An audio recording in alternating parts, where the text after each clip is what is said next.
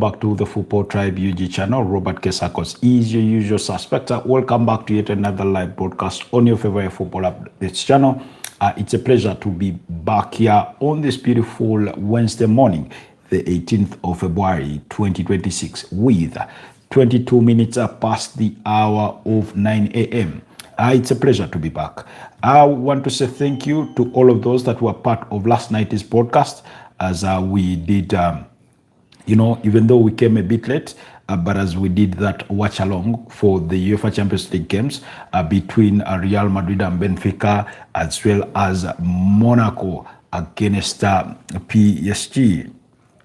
So really, we are back at it today to once again digest what did transpire from last night and also look forward to what there is that is to come in as far as today is going to go. We have a game in the Premier League where Arsenal play away to Wolverhampton Wanderers in a very, very crucial game, a must-win for the Gunners. We have games in the UEFA Champions League where Newcastle come up against Karabakh, while Inter Milan take on Bodo Glimt. So you have quite a couple of games there that are coming your way tonight, among others.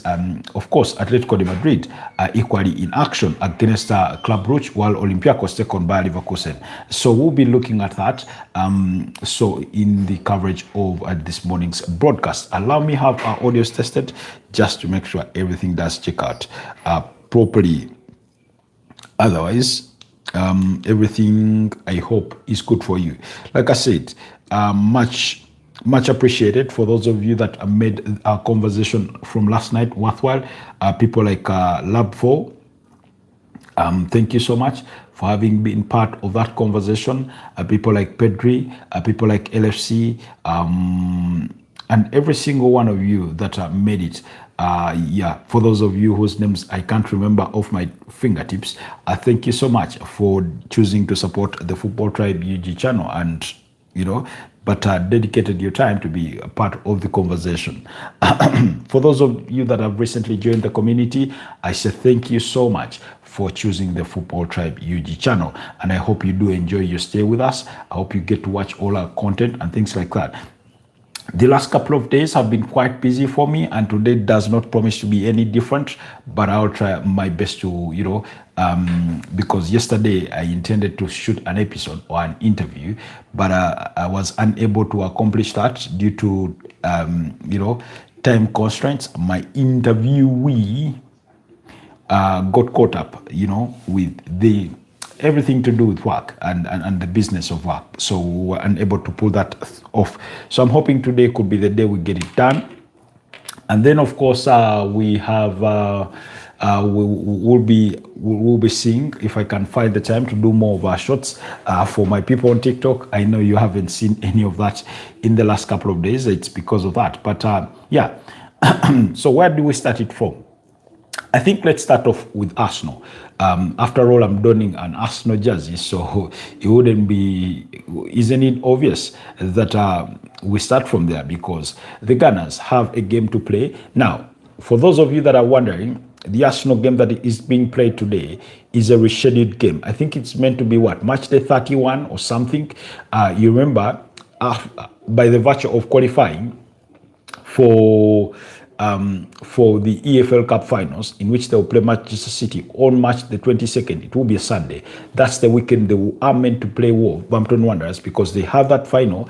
They had their fixture against Wolverhampton Wanderers rescheduled to this week on Wednesday, which is today. That game coming to you at 11 p.m. East African time. Now, one wonders, how about Man City? How come they do not have a game this week? Their game is not rescheduled. Well, Man City are supposed to play Crystal Palace on that weekend, and but unfortunately for Manchester City, Crystal Palace are in action this week because they have a playoff in the UEFA Conference League. So because they have that, Man City's game can be rescheduled to this week. They will find ample time or space, and it cannot be played next week because again, Crystal Palace will have a return leg in the playoffs. So that implies that between the end of February and March, possibly in March, they'll need to find a way to fix that game, for it to be played. But we'll have to wait and see on how the Premier League decides about that. So that's how Arsenal end up with the fixture today at 11 p.m. East Africa time, when they are going to be in action away to Wolverhampton Wanderers, a place that I wouldn't say is difficult to go, but I would also say it's not easy to go. Why? Because we know for a fact that Arsenal do come up against a team that is only 1-1 fixture throughout the entire campaign. That even though you'd want to try and feel positive about them, there's really not much that you can feel positive about them. And the significance of this game is in every aspect and respect to Arsenal. And for Wolverhampton Wanderers, it's only reputation left to play for, because I am convinced beyond a reasonable doubt that they are going to get relegated. And I do not think that Arsenal would be the time or would be the game where we have a Wolverhampton Wanderers resurgency. Now, a lot of people seem to think that Arsenal are under pressure or are playing under pressure. Now, that is true. That is true. When you are playing, when the stakes are that high for the Gunners, when you are playing to win it, the pressure is going to kick in. You know, look at it in the sense of a marathon runner who is now taking on the final bend of the 500, 400 meters of the race, whether it's a 21-kilometer race, whether it's a 42-kilometer race. But then they have other runners breathing down their necks. So that means that runner is going to be under tension, is going to be under a reasonable amount of pressure to get it over the line, because the moment he sleeps, the moment he sort of drops an ounce of energy, an inch of energy, those runners breathing down his neck are going to overtake him and, move ahead of him. So that's the significance of the game. And that's the context or the situation of Arsenal that they are in. Take it from me, who has both had a fair share of running at this lowest of levels. I remember back in school when we were doing, what was it, 10,000 meters? That's at the 25 time trot around the football field. I did participate in that at one time. But also having watched the likes of Joshua Cheptegei at the highest of athletics levels, whether it was at the Commonwealth Games, whether it was at the World Athletics Championships and things like that. I know how it looks like for a man of his caliber, even with all his pedigree, to be in that moment when you're being chased down by a pack of chasing dogs who want to beat you to the piece of silverware, to the piece of gold, to the piece of bronze, whatever it is that you think you are pushing for. So that's where Arsenal find themselves in. And they come up against a team that really stay beaten over the last many games. They still struggle to beat. Now, there's been a total of 23 meetings between the two sides, and Wolves have won only 3, with 3 being draws, and Arsenal winning the fair share or the lion's share of that in 17 times. And when you look at the last 5 meetings, Arsenal have won all of them and conceded only 2 goals. You remember earlier on in the season, the two sides, Arsenal beat up against Wolverhampton Wanderers by 2 goals to 1. With Arsenal not scoring a single goal in that one, because Wolves scored all the 3 goals in the game. Arsenal are just lucky that 2 of those were own goals that ended up in the Wolves net. And Rob Edwards, the way he conservatively set up his team to be really, really compact, So then you go back to, I think, last season, when Arsenal beat up against Wolverhampton Wanderers by 0-0 away at Molineux. That goal scored by Ricardo Carafiori, with Miles Lewis-Kelly getting a red card, So again, it was another difficult game. So they've had quite a number of those. But Arsenal have won their last 2 visits to Molineux by 2 goals to by a goal to nil and 2 goals to nil, respectively. That was last season and the season prior to that, So, like I said, it's a fixture that they dominate. It's a fixture that they love to play in. Rob Edwards is still the man in charge. I think Wolves have resigned themselves to the fact that it is what it is. They need to just carry on. And then Arsenal, like I was saying about the significance of this fixture, if they do win this game, they restore their 7-point cushion, because over the weekend, Man City will play before them. Because then Arsenal play on Super Sunday on March the 27th officially when they play Tottenham Hotspur. So, in other words, if Arsenal win this game, they go 7 points clear, but Man City have a game to spare. And when they win that game over the weekend, that means they move back within 4 points, but games are left. Arsenal in another must-win for them against Tottenham Hotspur, who have recently recruited Igor Tudor as their new gaffer for the season. So that's the context. So that's the significance of this game. If Arsenal were to drop points today, whether it's a draw, whether it's a loss, it would mean that if Man City go on the weekend and beat up against Newcastle, who I think is their next opponent at the Etihad Stadium, who they equally have to play in the FA Cup away from home, is that they'll then move within, if it's a draw, then they move within within 2 points. If it's a loss, then they move within 1 point. And that means that's by the weekend. So it's the significance of the game. We're talking about an Arsenal side that has really struggled for form in recent times. When you look over their last 6 games, they've had 3 draws, they've had 1 loss, and they've had only 2 wins. The wins coming up against Leeds United, who they beat by 4 goals to 0, and then Sunderland, who they beat by 3 goals to 0. Whereas they had the 1-1 draw against Brentford in their last league outing, with Noni Madueke scoring for them, and Lewis Potter scoring the equalizer for Brentford. And then the draws against Liverpool and Nottingham Forest, both goalless draws. So that's the context of the Arsenal. Then you look over Wolverhampton Wanderers. Obviously, they only have 2 draws in their last 5, losing the other 3, like I said, against Man City, Bournemouth, and Chelsea. Draws coming against Newcastle and Nottingham Forest. And by the way, when you sort of scrutinize some of those Wolverhampton Wanderers games, you'll be surprised to learn where they picked points, especially when it comes to their draws. I mean, a draw against Newcastle, a draw against Nottingham Forest. Okay, maybe Nottingham Forest is not that big, but I remember they had a draw against Man United. So they had another draw against Tottenham Hotspur. This was at the start of the season when Tottenham Hotspur were not looking as shambolic as they look today. So really, they are capable of, causing an upset on a given day. Maybe not the kind of upset that they will beat you, but an upset in the sense that they can cause you to drop points. And we're talking about an Arsenal side who know, like I've said, after the game today, they know they have difficult fixtures coming up. They have back-to-back London derbies. A North London derby against Tottenham Hotspur, and then one against Chelsea on March 1st.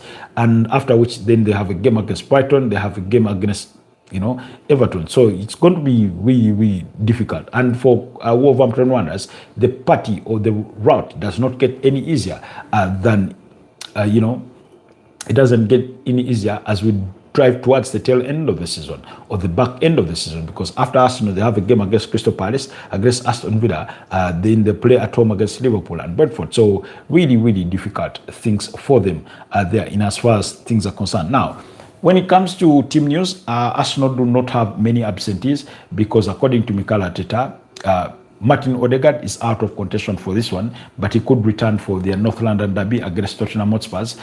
Then Kai Havertz is okay. I could make it to the matchday squad. Mikel Merino is still out, as well as Max Dorman. Ricardo Carafiori trained with the team.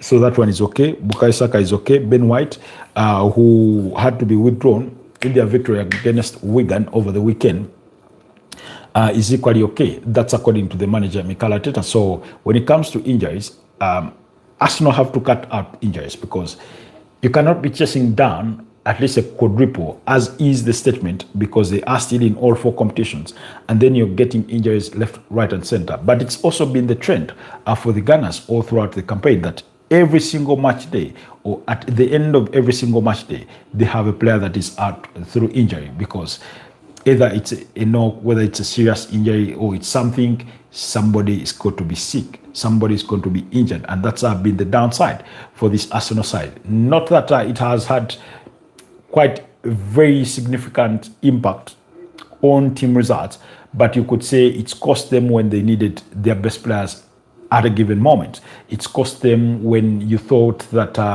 they need to do rotations. One of the few players that have been not rotated enough is Uran Timber for me. Martin Zubimendi. Yes, we did not get to see them over the weekend, but they've not been rotated enough because the closer you drive towards the tail end of the season, the more difficult you have it. Because if you're still playing in cup competitions, that means the opponents are getting stronger and stronger because the higher you go, the harder it becomes.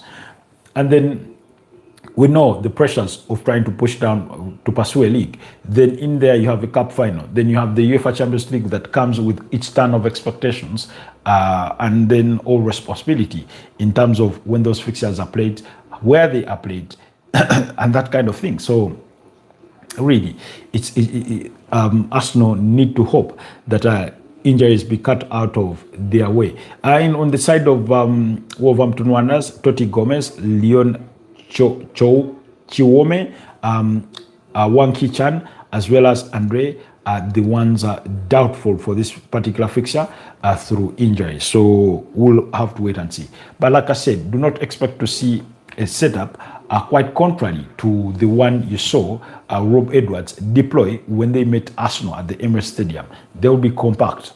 They will be more compact than concrete, you know. But Arsenal they need to bring the right tools. They need to bring grinders, I don't know what, to try and break that jinx.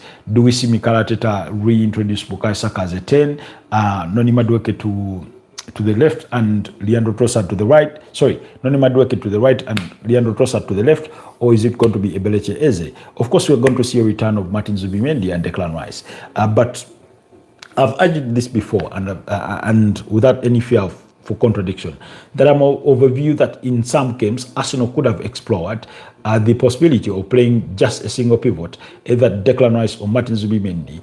And the reason I understand they all can play as 8s as just as much as they can play as 6s, but for a bit of more fluidity and more progression and things like that, sometimes I feel that you need to drop one of the two and then accommodate an Ebeleche Eze in there alongside Martin Odegaard. Of course, we saw that partnership play out earlier on in the season when they met West Ham United, only that Martin Odegaard ended up getting injured, I think, before the half-hour mark and things like that. So, really, but and in the absence of Mikel Merino, it doesn't help you that much either, and Ethan Wanyeri is away. So, but I feel, okay, just imagine you play Declan Rice, you play him alongside Ebeleche Eze, and then Bukayo Saka to help you with the counter press, but then Declan Rice trusts him to do the donkey's work, and then Eze to be in there making the right passes, as we know he's capable of doing. We saw that against Wigan Athletic. We saw that against there's another game that he played. I think it was against Kairat Almaty in the UEFA Champions League. So really, in that sort of feel. So what's the expectation? I do not know, but I think if anything, my prediction is that Arsenal can go out and grind it out and win that game by 2-1 at the Molineux. It won't be easy. It will be difficult. I can only hope that they took lessons from the first leg on how difficult Wolves can be, on how hard they can make it to be broken down, So they'll have to think about that in as far as things or going into this fixture goes. I think that's the team news revolving around the team. But, I think about a whole lot of 8 changes over the weekend made. Expect to see the likes of David Raya back in goal. Expect to see Uran Timber at right back. Expect to see Gabriel Magalhaes alongside William Saliba back in the starting 11. Expect to see Piero Hincap at left back. Expect to see Declan Rice.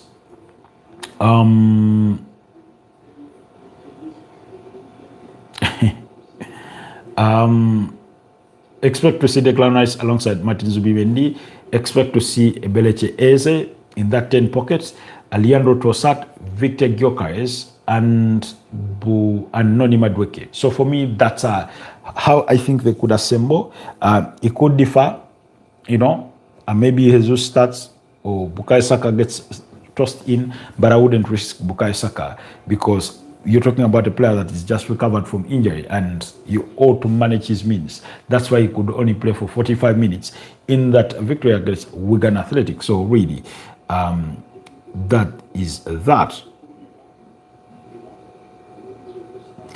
Anyways, let's move away from the Gunners. Moving away from the Gunners, let's go to the UEFA Champions League. How did Fede Valverde survive a red card for a very unsporting character that he did exhibit in that 1-0 victory for Real Madrid thanks to a goal by Vinicius Junior? Yesterday, Real Madrid got away with a little too much, you think, and it doesn't help the sport. It doesn't help the sport one bit. It does not help the sport because Fede Valverde appears to have punched or taken aim at Samuel Dahl, one of those Benfica fullbacks, and there was no action taken against him. Now, when I say no action taken against him, I'd want to go on the leap of faith and say the referee did not see that. I'm just thinking out loud. I'm not saying that's the exactness of what happened, but I'm thinking to myself, that's a potential red card. Where is VAR in all this? Because they should be able to cite that, and scrutinize it for what it is. You cannot afford to. Sino Bueno says, the shirt you're wearing hurts me, bro. It only hurts you, Sino, because at the end of the season, you're most likely to paint your hair or to dye your hair in this color. That's what I think, or that's what I feel. But anyways, it's a pleasure to have you back. So it was a fast game. There's a moment where the game literally came to a halt for a good number of minutes. Of course, Jose Mourinho got himself settled. Excuse me. Jose Mourinho got himself booked for a red card, and to him, he says, it feels like the referee had been told not to give certain Real Madrid Real Madrid players yellow cards because then it would mean or imply that they missed the next game. Here's what Jose Mourinho said. Jose Mourinho on his red card and when he goes against the referee, he says, it wasn't about Vinicius Junior's second yellow. No, I was sent off because I said something very clear. The referee had a note that basically said Chouameni, Alvaro Carreras, and Dean Hansen can't get a yellow card because they would have missed the second leg. I told him that I have spent 1,400 games on the touchline, and he knew exactly who he was allowed to book and who he wasn't. In the end, he booked someone everyone could see. We know how these things work. When he says we know how these things work, what does he mean? Does he mean that there's been some bribery here, that the game has been skewed? But the one thing I want to single out is that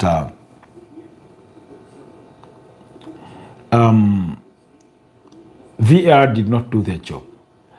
And unfortunately for me, we come from a weekend where there were so many bad decisions that you find it even difficult to justify what transpired yesterday. It got heated in there. Of course, it's a revengeful game. Real Madrid looking for revenge for that 4-2 humiliation a couple of weeks ago, match day 8 of the Champions League. And I understand that in every little bit of sense that with which it comes. And then any Jose Mourinho team will relish a physical battle. They will relish an ugly play, They're not afraid to do that. But I think, Real Madrid got away with a lot. They got away with a lot. I mean, I reviewed that clip of Fede Valverde, of how he takes aim to Samuel Dala, and there's no way you can justify it. Really. There's no way you can excuse it. I'm a Real Madrid fan. I do support Real Madrid. But like I keep saying, an injustice on one of us is an injustice on all of us. And the reason as to why I say that particularly is because I know, whereas it may go in my favor today, tomorrow it will be against me. And we must advocate for a better and clean game altogether, you know. Because it's a potential red card incident, that's why VAR should have intervened, you know. Basically, Fede Valverde is punching Samuel Dala, you know. That's basically what is happening. So it didn't look pretty. But Jose Mourinho will know that they will have it all to do come next week. On Wednesday, when they traveled to the Santiago Bernabeu, where he spent 2 seasons before stepping down, you know, because he was in charge of them 2010, 2011, 2012, wins the league. Was it 11-12? And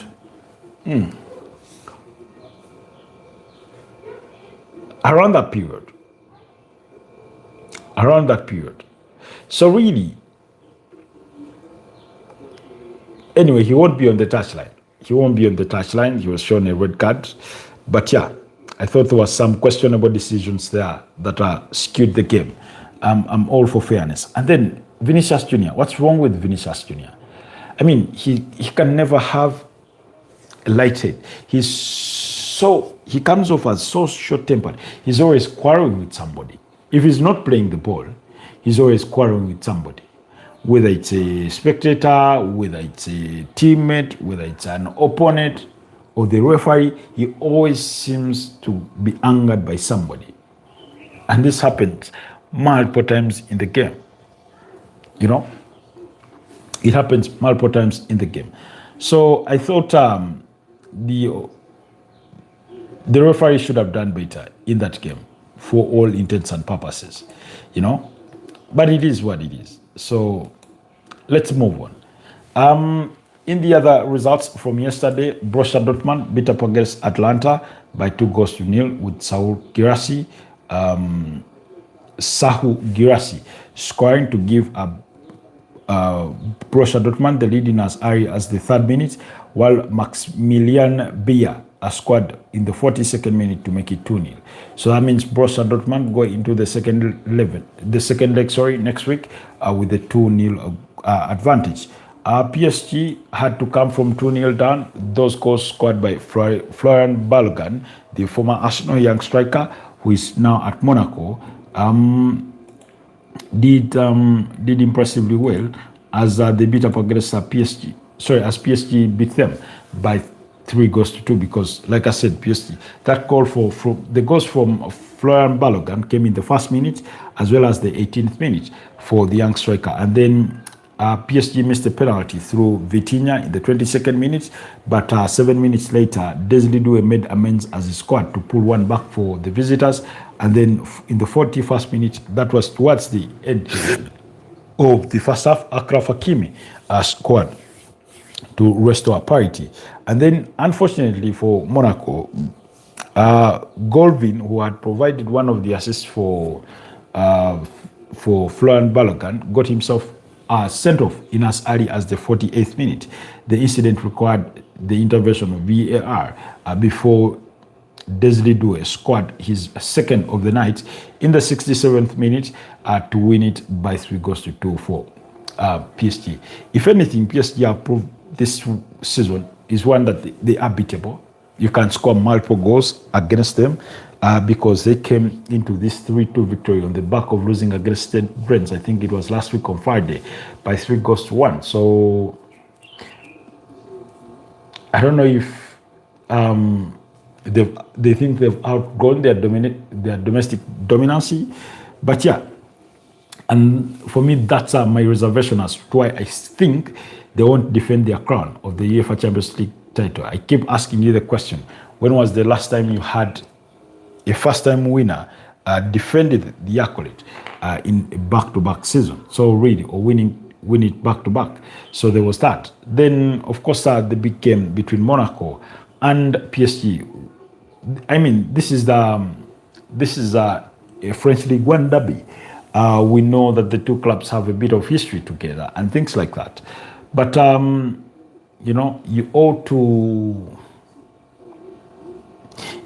commend and appreciate the kind of spirited fight that Monaco had brought into the game. Unfortunately for them, they finished the game with the manless. One would say it has no bearing, but it has a bearing, even though it had been 2-2 by halftime. You know, that PSG had fought themselves back. It's a game in which it's a kind of game where you saw a lot of players struggle. You know, for Nuno Mendes wasn't as sharp and electric as he can be. That midfield intricacy lacked, I think, maybe because they missed Fabian Ruiz, because it's Warren Zaire-Emery that started, you know. Kivicha Kvaratskhelia looked okay. Bradley Bacola, not really, not so much. Ousmane Dembele did his part, you know. So that's how it ended, 3-2. Won't go too much deep into it. And then in the earlier kickoff, Juventus got obliterated by Steve Bano says bananas were 57 cents per day, 57 cents per pound today. Is that a good thing or a bad thing? Anyways, Juventus conceded a goal in as early as the 15th minute through Sarr. So Sarr scores to give Gabriel Sarr scores to give Galatasaray the lead by goal to nil. And then in a space of literally no less than a minute, Cop Miners scores to restore parity. So 15th minute, 16th minute goal. That's for the equalizer for Juventus. And then Cop Miners went on to score in the 32nd minute of the game to give Real Madrid a grip on the game. Some form of, you know, to say we are in this one. Then in the second half, Noah Lang, this Juventus lad scored a brace and Noah Lang because he scores in the 49th minute, and then in the 75th minute, just as well as such a boy who wrapped up the evening with another brilliant strike of his own, with Davinson Sanchez scoring what turned out to be the difference maker to put the game at 3-2. For Noah Langa's last goal and that of Boy, that was just an icing on the cake that was ready to be eaten in as far as Juventus Galatasaray were concerned. For those of you that care to remember, I did predict Galatasaray to go through at the expense of Juventus. There's still a whole second leg to play in turn, but I still fancy Galatasaray. AC Monaco PSG, I fancy PSG. Real Madrid Benfica, I still fancy Real Madrid.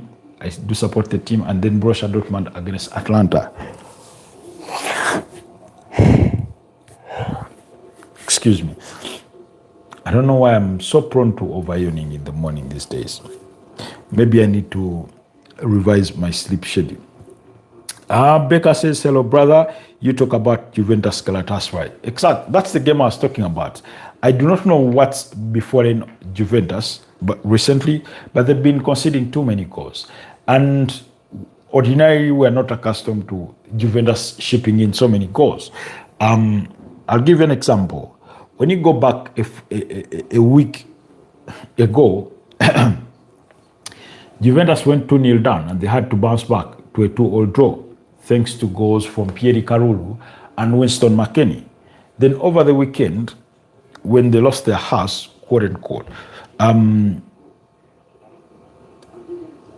they lost that game against Inter Milan by 3-2. They lost that game by 3-2. with Pierre Kalulu being unscrupulously sent off. It was the wrong decision. So that we revisited. It was the wrong decision to send off Pierre Kalulu, but he was sent off, and eventually Inter Milan win the game through Esposito, Zielinski, and the other earlier goal had been scored by who? Oh, I'm trying to remember. Yes, it was a Cambiaso own goal. Cambiaso scored on both ends, you know. And then Manuel Locatelli thought, yeah, he scored the equalizer and thought maybe we get to rescue a point. Or perhaps if we pushed on hard enough, we could even win this game because it was there for the taking. Unfortunately for him, it was Inter Milan that then took the, took it away. So that is what it did happen. You see, when you get a red card,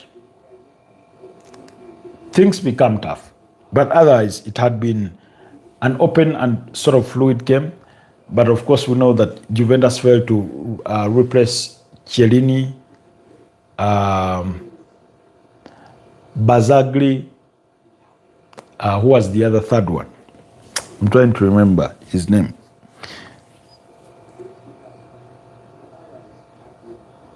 I've forgotten his name. But they need that defensive solidity. They need it.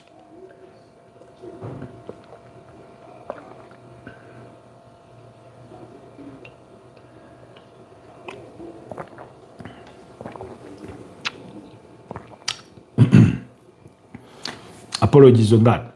Needed to sip on some ginger because of my throat issues. So anyways, that's what transpired yesterday, So moving on to today, in the UEFA Champions League, you have a game between Karabakh and Newcastle, 8:45 p.m.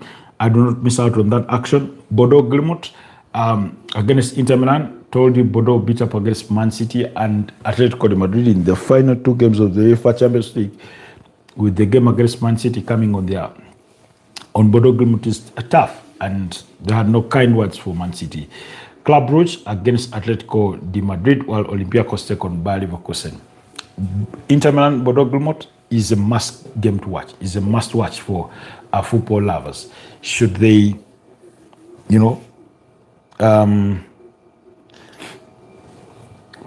should they feel the need to. Because small as they are, all the way from Norway, where it's going to be quite cold, they have all the motivation to go all in against Inter Milan. But I think over the course of two legs, Inter Milan could edge them and advance to the round of 16, That's my expectation.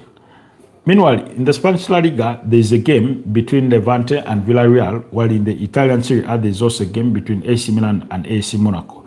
So, dear football lovers, do not miss out on all that action in as far as things are to come. Yesterday, somebody was asking me to talk about Thomas Partey because reports came out the other day that he had been formally arrested after being charged with 2 additional counts of rape.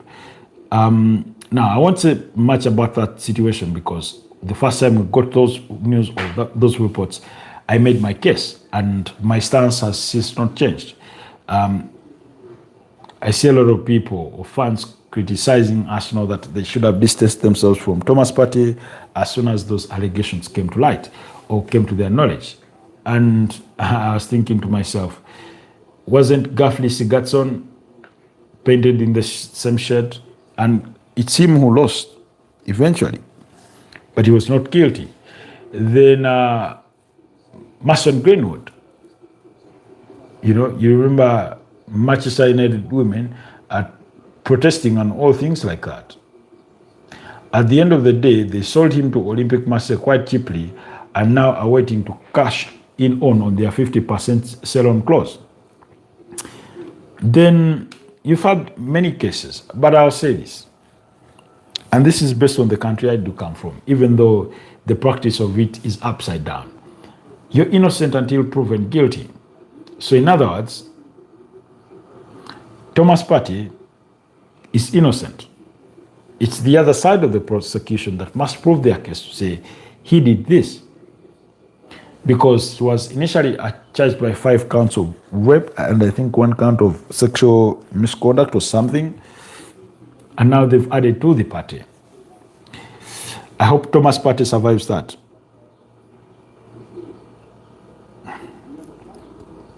Pedri, what happened? What happened to what? Please be a little more specific. Please be a little more specific in regards to your question. But good morning to you, Pedri Bola. Hope you're doing well.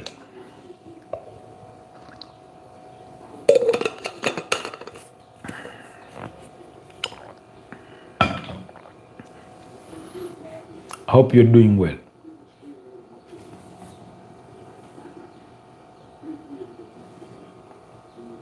I'm waiting for you to be a little more specific with your question before I tackle it. So, anyways, I just hope that this situation that is happening with referees does not persist.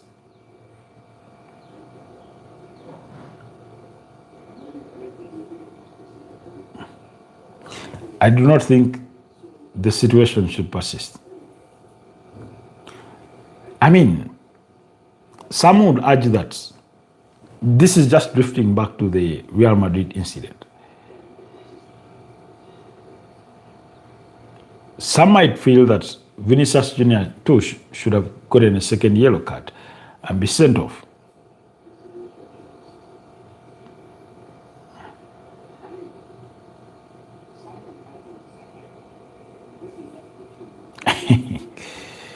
But it was bad. As a Barca fan, it is wrong. What is wrong, Pedri? What is wrong? I'm trying to understand you, but your question and statement seem a bit disjointed. You know?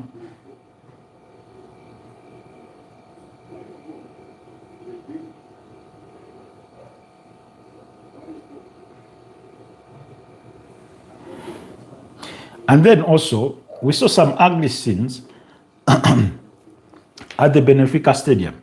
I remember a moment when I think it was Vinicius Jr. and Alexander Trent-Arnold went over to take a corner, and they were pelting stuff at them.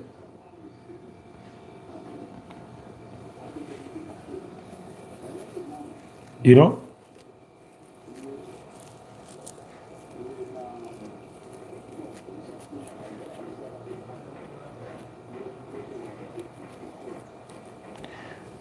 So let's wait and see.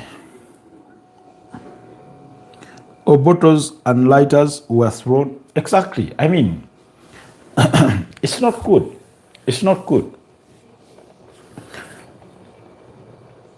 Because I understand the frustration when you're on the losing side of things. I understand that. But you must be able to control your anger, your displeasure with your team, instead of attacking the opponents. One day, somebody is going to throw something sharp with enough momentum to hit a player's eye.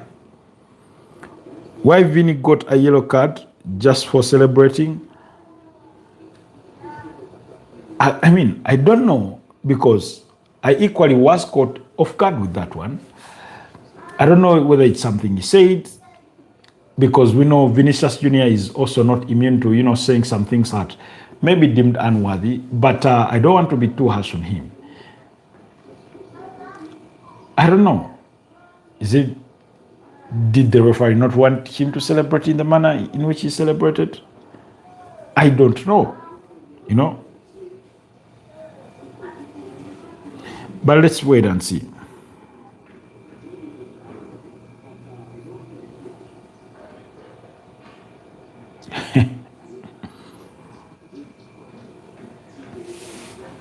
Benfica backing him. Well, we still have a second leg to play, so we'll have to wait for that next week and see how it all boils at the Bernabeu.